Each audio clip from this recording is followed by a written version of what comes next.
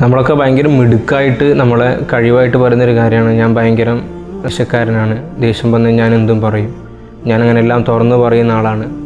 സത്യത്തിൽ അതൊരു കഴിവാണോ അല്ല അതൊരു കഴിവ് കേടാണോ എന്ന് നമ്മൾ ആലോചിക്കേണ്ടതുണ്ട്. ദേഷ്യം പിടിക്കാം. നമ്മുടെ വാഹനത്തിന് ഇപ്പോൾ നമ്മൾ ആക്സിലേറ്റർ കൊടുത്തു കഴിഞ്ഞാൽ 120 വരെ നമുക്ക് പോകാൻ വേണ്ടി പറ്റും.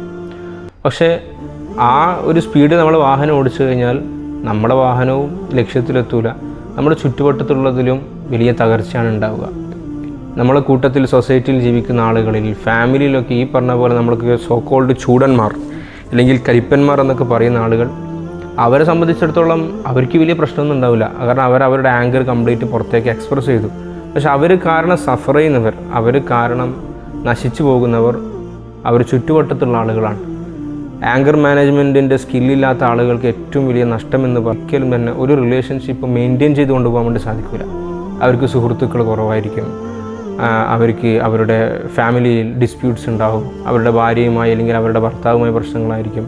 നിങ്ങളൊരു ഫാദറാണെങ്കിൽ നിങ്ങളെ മക്കൾക്ക് പോലും മാനസികമായി വലിയ അടുപ്പുണ്ടാവില്ല. നമ്മുടെ ആങ്കറിനെ നമ്മൾ ആങ്കർ ചെയ്യാൻ വേണ്ടി പഠിക്കുക എന്നുള്ളതാണ്.